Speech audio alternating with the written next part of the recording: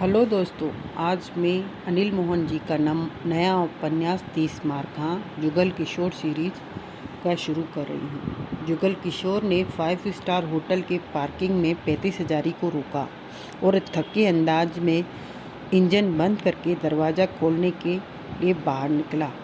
35,000 पर निगाह मारी, जो लंबे सफ़र के पश्चात सिर से पाँव तक धूल में अटी पड़ी हुई थी। तभी पार्किंग अटेंडेंट पास पहुंचा। गुड नून सर, वो मुस्कुराया।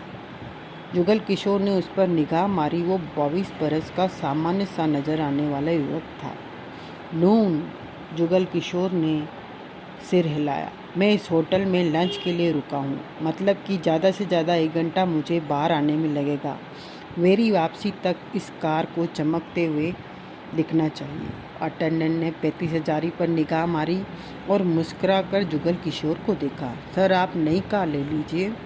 यह तो बहुत पुराने मॉडल की फिएट है, मारुति है, एस्टीम लीजिए, मोतिस लीजिए, सेंट्रो लीजिए, इंडिका लीजिए, सियोला या फिर कोई अन्य बढ़िया कार ले लीजिए। तुम कौन सी कार कंपनी के सेल्समैन हो? जुगल किशोर ने उसे घूरा। मैं तो इस होटल का पार्किंग अटेंडेंट हूँ, वो जल्दी से बोला। तो मेरी वापसी तक इस फिएट को चमका कर रखना, जुगल किशोर ने कहते हुए 35,000 की छत थपथपाई। वो सामने स्टीम खड़ी देख रहे हो? उससे ज़्यादा मेरी कार चमकनी चाहिए। पार्किंग अटेंडेंट ने सामने खड़ी नई स्टीम को निगाह मारी, फिर गहरी सांस लेकर कह उठा, मैं कोशिश करूँगा सर कि 1 घंटे में आपकी फिएट को स्टीम कार का नया मॉडल बना सकूं। जुगल किशोर ने सिगरेट सुलगाई और कश लेता होटल के प्रवेश द्वार की तरफ बढ़ गया। 10 मिनट पश्चात ही जुगल किशोर उस विशाल और महंगे होटल के लंच रूम में था। यहाँ 35-40 टेबल फुल थे। हर तरफ से मध्यम सी रोशनी फैली हुई थी। मौजूदा लोगों की न के बराबर धीमी आवाज़ें कभी कभार कानों में पड़ जाती थी। चुप्पी के साथ वेटर अपने काम में व्यस्त थे। सरसरी निगाह हर तरफ डालते हुए जुगल किशोर लंच रूम के बाथरूम में पहुंचा। वहीं हाथ मुंह धोने के पश्चात वापस लंच रूम में पहुंचा और एक टेबल संभाल ली। कुर्सी पर बैठने के पश्चात जुगल किशोर ने अपनी जेब थपथपाई। अभी 2-4 दिन फिक्र करने की कोई बात नहीं थी। जेब में माल मौजूद था और इन 2-4 दिनों में आने वाला कोई और मुर्गा तलाश करके हलाल कर देगा।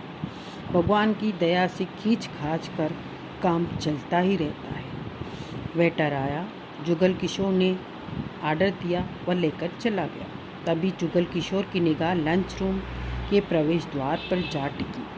वह हसीन थी, बेतहा खूबसूरत थी, सामने वाले की नीयत को पूरी तरह खराब करने का दम रखती थी। पलक झपकते ही दूसरे के ईमान को बेईमान कर देने का भरपूर हौसला रखती थी। उसकी चाल डाल से स्पष्ट था कि वह अपनी खूबसूरती से अच्छी तरह वाकिफ थी और जानती थी कि जाने कितनी निगाहें उस पर टिक चुकी हैं। कुछ इसी अंदाज में उसने लंच रूम के भीतर प्रवेश किया था। बल्ले बल्ले मर जावा, ऐसी हूँ तो किस्मत वालों को ही देखने को मिलती है। जिसकी चोली में गिरे उसका तो इसने बुरा हाल कर देना होगा। जुगल किशोर ने गहरी सांस ली। निगाहें उसी पर टिकी हुई थी। वह शान भरे अंदाज से आगे बढ़ती इधर उधर टेबलों की तरफ निगाहें दौड़ा रही थी। शायद वह अपने लिए किसी पसंद की टेबल का चुनाव कर रही थी।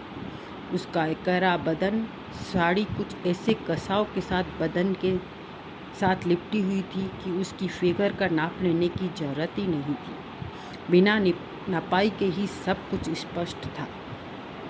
जुगल किशोर की निगाह उस पर से हटने का नाम ही नहीं ले रही थी। उसको देखते ही देखते एक वेटर उसके पास पहुंचा। उसका स्वागत में थोड़ा सा झुका, कुछ सेकंड बात की, फिर उस शय को लेकर एक टेबल के पास पहुंचा। कुर्सी खींची। जब वह कुर्सी के पास पहुंची तो वेटर ने पुनः कुर्सी आगे की ओर कर दी और वह बैठ गई। नीचे नावे वाली आइटम लगती है। जुगल किशोर की निगाह उसके गले में मौजूद चमकते हार पर पड़ी। उसकी पारकी निगाहों ने फौरन पहचाना कि वो पूरा का पूरा हीरो का हार है। 15-20 लाख से कम का नहीं है। उसके हाथों की उंगलियों में मौजूद 3 अंगूठियों पर निगाह गई। सोने की बनी हीरो के नगों से सजी कोई भी अंगूठी लाख से कम की नहीं थी। जुगल किशोर को खूबसूरती और दौलत की ही तलाश रहती थी और दोनों चीज़ें कहीं एक जगह मिले और अब यही दोनों चीज़ें एक ही बार में उसके सामने मौजूद थी। अपने टेबल पर बैठने के बाद उसने कोई ख़ास निगाह उधर उधर नहीं घुमाई थी और इत्तेफाक से उसकी निगाह जुगल किशोर पर तो पड़ी ही नहीं थी। छिपी निगाहों से जुगल किशोर ने उसे देख रहा था। दिमाग तेज़ी से दौड़ रहा था। होटल में रहकर लाखों का हार और अंगूठियाँ पहने रह सकती है तो हकीकत में उसके पास कितना माल होगा। मन ही मन तय कर चुका था जुगल किशोर की इस खूबसूरत मुर्गी को हर हाल में लपेटना है। तभी वेटर आया और उसका लंच टेबल पर सर्व करके जाने लगा। सुनो, जुगल किशोर ने धीमे स्वर से कहा। Yes sir. वेटर ने उसे देखा। जुगल किशोर ने 100 के नोट की बत्ती बनाकर उसके हाथ में। कहिए साहब। बत्ती वेटर की जेब में पहुंच गई। वो मैडम देख रहे हो? बिना इशारा किए जुगल किशोर ने कहा। वेटर की निगाह पल भर के लिए लंच रूम में बैठी मैडमों पर फिर जुगल किशोर पर आ टिकी। कौन सी मैडम साहब जी? नीली साड़ी वाली, वो जो 2 टेबल पार बैठी है। वेटर की निगाह उधर गई। फिर तुरंत बोला, जी देखा उन मैडम को। मुझे लगता है साल भर पहले मैंने उन्हें देखा था, परंतु अब याद नहीं आ रहा था कि वो कौन है। आप उन मैडम को भूल गए? वेटर ने हैरानी जाहिर की। यही तो मैं तुमसे पूछ रहा हूँ, कौन है वो? वो तो मिसेज रमा गुलियानी है। रमा गुलियानी? याद नहीं आया। आपने सतपाल गुलियानी का नाम तो सुना ही होगा। जुगल किशोर ने वेटर के चेहरे को देखा। शायद ये उनकी पत्नी है। जुगल किशोर ने वेटर को घूरा, फिर जेब से 100 के 2 नोट निकाले। वेटर को दिखाते हुए दोनों नोटों की अलग अलग बत्तियां बनाई और उसकी तरफ बढ़ा। वेटर ने दोनों बत्तियां लेकर अपनी जेब में डाल दी। अब बोलो।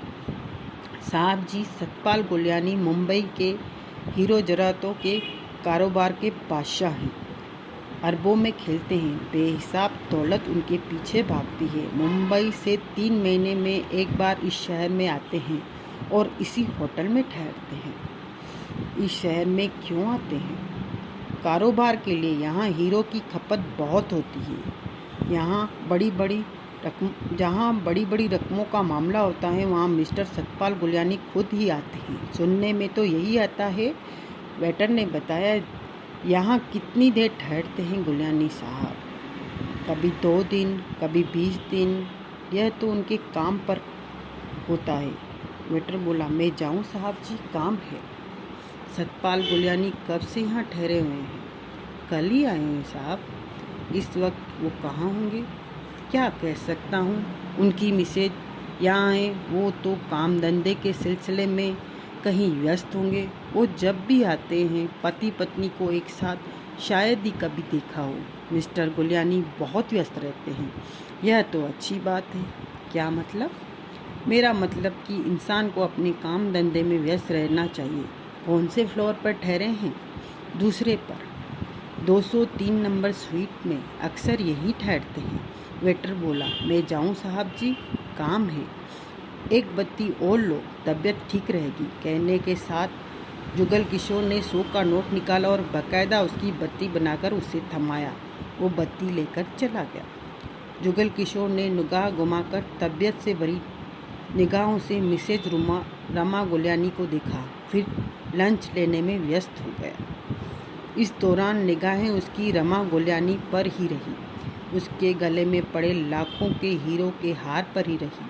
हाथों की अंगुलियों में पड़ी कीमती अंगूठियों पर जाती रही नजरें सोचों में सिर्फ एक ही बात थी, हीरे जवाहरातों के तगड़े व्यापारी की बीवी है। जो जवाहरात डाल रखे हैं उसके अलावा और भी बहुत कुछ होगा उसके पास।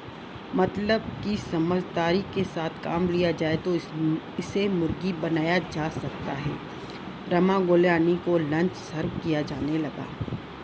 जुगल किशोर ने बहुत धीरे धीरे लंच लिया। छिपी निगाह रमा गुलियानी पर ही रही। उसकी खाने की अदा पर जुगल किशोर वारी वारी हो गया। अमीरों वाला शाही अंदाज था खाने का। ऐसे नाजुक ढंग से उसने लंच किया कि कहीं खाने के दौरान दांत आपस में टकराकर टूट न जाए। जुगल किशोर को अपने लंच में इसलिए मजा आया कि उसमें रमा गुलियानी की खूबसूरती भी धुल चुकी थी। इसका नयापन लिए हेयर स्टाइल, खूबसूरत आँखें, ढंग से फिट किए गए उसके गाल, कानों में 1-1 इंच की गोलाकार लिए बालियाँ जिन पर जड़े हीरे रह रह कर चमक रहे थे। जुगल किशोर यही सोच रहा था कि उसमें से उसे किस तरह कमी निकाले। भरपूर कोशिशों के बाद भी कोई कमी न निकाल पाया। जुगल किशोर ने रमा गुलियानी के गले के नीचे निगाह मारी, कोई फ़ायदा नहीं हुआ। बहुत ही शरीफों वाली ब्लाउज उसने पहन रखी थी। साड़ी का पल्ला इस ढंग से ले रखा था कि खाने के दौरान एक बार भी वो नीचे को नहीं सरका था। यानी कि उसे अपने पर भरपूर विश्वास था। दूसरों को आकर्षित करने के लिए साड़ी के पल्ले को सरकाने की कोई ज़रूरत नहीं है। यूं ही वो लोगों को हिला सकती है। जुगल किशोर की छिपी निगाहों उसकी कलाइयों में से कंगनों पर पड़ी। दोनों कलाइयों में एक एक कंगन था। जुगल किशोर की निगाह धोखा नहीं खा सकती थी। कंगनों में बेशकीमती हीरे जड़े हुए थे। दूर से ही कंगन में जड़े हीरों को देखकर उसने अनुमान लगा लिया था कि एक कंगन की कीमत किसी भी सूरत में 5 लाख से कम नहीं है। यानी कि गले में 15-20 लाख का हार, कलाइयों में 10 लाख के कंगन और हाथों की अंगुलियों में 3-4 लाख की अंगूठियाँ। अगर इसे मिनट भर के लिए अकेले में गे लिया जाए तो करीब 35 लाख फ़ौरन हासिल किया जा सकता है। 35 लाख, जुगल किशोर ने सोचा, क्या यह ठीक रहेगा? भाई जुगल किशोर, मुर्गी को एकदम हलाल करने में कभी घाटा भी हो सकता है। जल्दी क्या है, संभल के चल, आराम से फैसला कर। रोज़ का एक अंडा वसूलना ठीक रहेगा या मुर्गी का पेट फाड़कर एक ही बार में सारे अंडे निकाल लेने ठीक रहेंगे, जो कि मुर्गी के पेट में होते ही नहीं। लंच के बाद जुगल किशोर के देखते ही देखते रमा गुलियानी उठी और अपनी शानदार चाल से चलती लंच रूम से बाहर निकलती चली गई। जुगल किशोर गहरी सांस लेकर रह गया। वास्तव में वह जितनी ज़्यादा दौलत से लदी थी उससे कहीं ज़्यादा खूबसूरत थी, और जितनी खूबसूरत थी उससे कहीं ज़्यादा दौलत से लदी हुई थी। इसकी नपाई तो करनी पड़ेगी। तभी वेटर आया। जुगल किशोर लंच से फारिग हो चुका था। कुछ और साहब जी? नहीं, जुगल किशोर ने कहा और बिल टिप देकर लंच रूम से बाहर आ गया। चेहरे पर सोच के भाव उभर पड़े थे। वह तो होटल में लंच के लिए रुका था, लेकिन अब रमा गुलियानी उसकी दौलत उसे मजबूर कर रही थी कि अपना डेरा इसी होटल में टिका ले। जुगल किशोर रिसेप्शन पर पहुंचा। वहाँ इंतहाई खूबसूरत युवती मौजूद थी, जो कि यकीनन काम की कम अपनी खूबसूरती की ज़्यादा तनख्वाह लेती होगी। जुगल किशोर को देखकर वो मुस्कुराई। उसके मोतियों जैसे दांत चमक पड़े। जुगल किशोर उससे भी ज़्यादा दिलकश अंदाज में मुस्कुराया। वेलकम सर, वो बोली। मैं आपकी क्या हेल्प कर सकती हूँ? मैडम, जुगल किशोर ने प्यार भरे स्वर में कहा, एक छोटा सा कमरा कुछ दिन के लिए। Sure sir. कहने के साथ ही उसने एक तरफ पड़ा खूबसूरत रजिस्टर अपनी तरफ सरकाया। मैडम, जुगल किशोर बोला, मुझे ऊंचाई से डर लगता है। रिसेप्शनिस्ट ने उसे प्रश्न भरी निगाहों से देखा। मैं दूसरी मंजिल के ऊपर की जगह में नहीं ठहर सकता। आप मेरे लिए दूसरी मंजिल पर कमरे का इंतजाम कर दे तो ज़्यादा बेहतर होगा। आप कोमल दिल की हैं, मेरी बात अवश्य ख्याल रखेंगी। रिसेप्शनिस्ट मुस्कुराई। सेकंड फ्लोर पर आपको कमरा मिल जाएगा सर। वो रजिस्टर खोल चुकी थी। वैसे वहाँ पर कौन कौन से नंबर का कमरा खाली है, बता सकेंगी आप? दरअसल मैं नंबरों के खेल पर बहुत विश्वास रखता हूँ। पसंद के नंबर का कमरा मिल जाए तो दिल को बहुत सुकून मिलता है। श्योर, आप अपनी पसंद का नंबर का कमरा भी ले सकते हैं। मैं आपको खाली कमरे के नंबर बता देती हूँ। वैसे सेकंड फ्लोर में अधिकतर स्वीट ही है और सिर्फ 6 कमरे हैं। इसमें 6 ही कमरे हैं और उसमें से 2 भरे हैं, बाकी 4 खाली हैं। रूम नंबर 204, 221, 202 और 204 है। 204 ठीक रहेगा, मेरा फेवरेट नंबर है, जुगल किशोर ने जल्दी से कहा। वेटर ने बताया था कि Mrs and Mr Giuliani suite number 203 में ठहरे हैं। जाहिर है 204 उसके बगल में ही होगा। वेल सर, रिसेप्शनिस्ट ने रजिस्टर उसकी तरफ घुमाया। आप रजिस्टर में एंट्री कर दीजिए। जुगल किशोर ने नाम के अलावा पता वगैरह सब गलत लिखा। आपका सामान। रिसेप्शनिस्ट ने प्रश्न भरी निगाहों से जुगल किशोर को देखा। वो पार्किंग में खड़ी स्टीम में है, ड्राइवर लाता ही होगा, उसकी फिक्र आप न करें, वो पहुंच जाएगा। जुगल किशोर मुस्कुराया। वेलकम। रिसेप्शनिस्ट कीबोर्ड में चाबी उतारती हुई बोली। मैं वेटर को आपके साथ ऐसी कोई ज़रूरत नहीं है। जुगल किशोर ने चाबी लेने के बाद हाथ बढ़ाया। मैं जानता हूँ रूम कहाँ है, क्योंकि मैं जब भी आता हूँ होटल की दूसरी मंजिल के कमरे में ही ठहरता हूँ। रिसेप्शनिस्ट ने चाबी उसके हाथ में रखकर मुस्कुराकर कहा। वेलकम। होटल का मैनेजमेंट को पूरा विश्वास है कि हर बार की तरह इस बार भी आपकी किसी तरह की शिकायत नहीं होगी। आप यहाँ ठहरने का भरपूर आनंद उठाएंगे। उसने रटे रटाए शहद से डूबे शब्द कहे। आनंद लेने के लिए तो होटल में रुक रहा हूँ। Thank you madam. Jugal Kishore ने चाबी ली और मुस्कुराकर पलट गया। कमरे में जाने की अपेक्षा जुगल किशोर पार्किंग में मौजूद 35,000 के पास पहुंचा। वो चमक रही थी। पार्किंग अटेंडेंट ने उसे चमकाने में काफ़ी मेहनत की थी। जुगल किशोर ने 35,000 की डिग्गी खोली। उसका मौजूद एयर बैग निकाल कर कंधे पर लटकाते हुए डिक्की बंद कर दी। तभी जाने कहाँ से निकलकर पार्किंग अटेंडेंट वहाँ आ पहुँचा। साहब जी। करीब आते ही वो बोला। उसे शेर नहीं बनाया। ठीक कहते हो। जुगल किशोर ने उसे देखा। लेकिन मुझे क्यों बता रहे हो? यूँ ही कहावत याद आ गई। वो बताया। देखा, आपकी कार चमका दी। लड़का मुस्कुराया। हाँ, मैंने बहुत कोशिश की कि मैं इसे स्टीम बना सकूं, लेकिन कामयाब नहीं हो सका। तो इसलिए तुमने मुझे गधे वाली कहावत सुनाई, क्योंकि तुमने कहा था कि मेरी कार को स्टीम बनाने की कोशिश करोगे। जुगल किशोर ने होठ सिकोड़कर चुपती निगाहों से उसे देखा। नहीं सर, वो गधे वाली कहावत का आपकी फिएट कार को चमकाने से कोई वास्ता नहीं था। दोनों बातें अलग अलग हैं। आप तो बाएं दाएं को मिलाने की कोशिश कर रहे हैं। लड़के ने दांत फाड़े। साला मुझे बनाता है। जुगल किशोर ने 100 का नोट निकालकर उसे थमाया। कुछ दिन में इसी होटल में हूँ। मेरी कार इसी तरह चमकती नजर आनी चाहिए। कहने के साथ जुगल किशोर एयरबैग कंधे पर लटकाए होटल के प्रवेश द्वार की तरफ बढ़ता चला गया।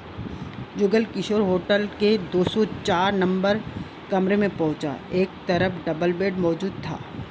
कमरे के बीचों बीच छोटा सा सोफा और वैसा ही सेंटर टेबल था। बेड के पास टीपाई पर फ़ोन मौजूद था, जो इंटरकॉम पर बात करने के काम करता था। सब कुछ अच्छा था, लेकिन जुगल किशोर का दिमाग रमा गुलियानी पर लगा हुआ था। खाली औरतों में कभी उसकी दिलचस्पी नहीं रही। रमा गुलियानी की बात और थी। उस पर दौलत का फ्लेवर चढ़ा हुआ था। बैग खोलकर कपड़े निकाले और बाथरूम में चला गया।